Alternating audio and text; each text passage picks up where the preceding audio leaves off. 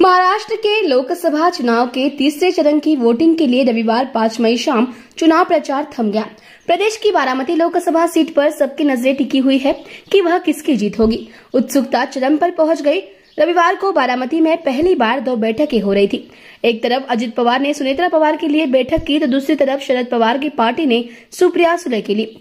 इस beach बैठक के दौरान शरद पवार गढ़ की पार्टी एनसीपी के नेता रोहित पवार भावुक हो गए। उन्होंने शरद पवार की उस वक्त की स्थिति का जिक्र किया जब अजित पवार ने अलग होते हुए पार्टी तोड़ दी थी। रोहित पवार ने शरद पवार का जिक्र करते हुए उन्होंने कहा था कि जब तक नई पीढ़ी लड़ने के लिए तैयार नहीं हो जाती तब तक वह अपनी आंखें बंद नहीं करेंगे। इस घटना को सुनाते हुए रोहित पवार की आंखों में आंसू आ गए और उन्होंने शरद पवार को भरोसा दिलाया कि हम लड़ने के लिए तैयार हैं। दोबारा ऐसे शब्दों का इस्तेमाल न करें।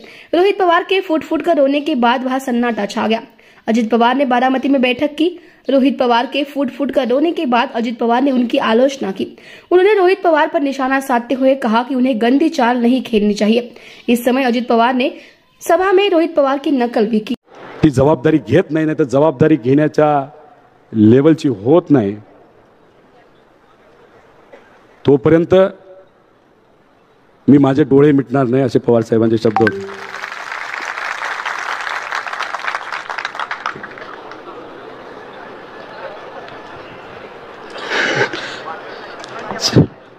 साहेब मी तुम्हाला विनंती करतो काय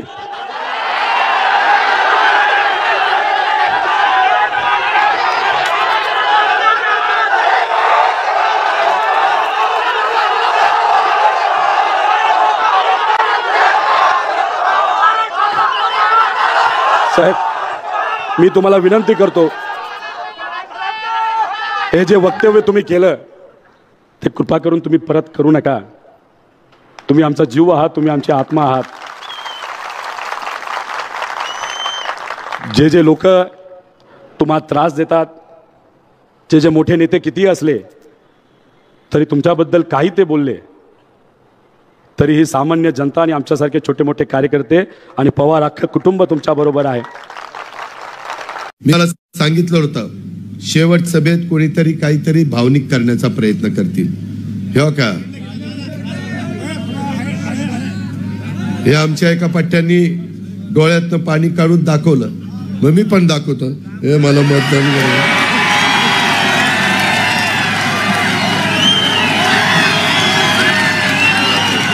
अरे काय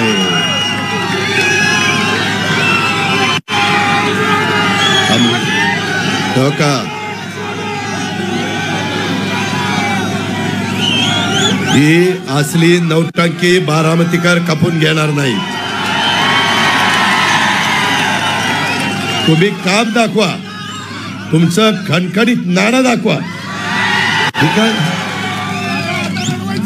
हे झालं रडीचा डाव। हे असलं नाही चालत। मी माझ्या कार्यकर्त्यांना सांगत होतो काय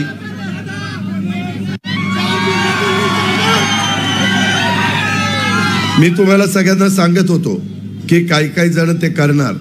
अरे यांना जिल्हा परिषदेचे तिकीट मी दिली। गळ्याच्या खोटं बोलत नाही। साहेबांनी सांगितलं अजिबात देऊ नको, मी साहेबाचं ऐकलं नाही, त्याला तिकीट दिलं। त्यानंतर तो म्हणला हडपसरला उभं राहायचं।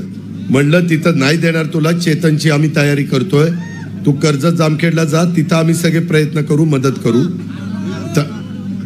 थांब रे त्याच्यामध्ये या पद्धतीनं आणि आज तुम्ही माझ्यावर आता आम्ही तुम्हाला राजकारणाचे बाळकडू पाजलेले आहेत, दाखवलेले आहे आणि तुम्ही आमच्यावर टीका करता।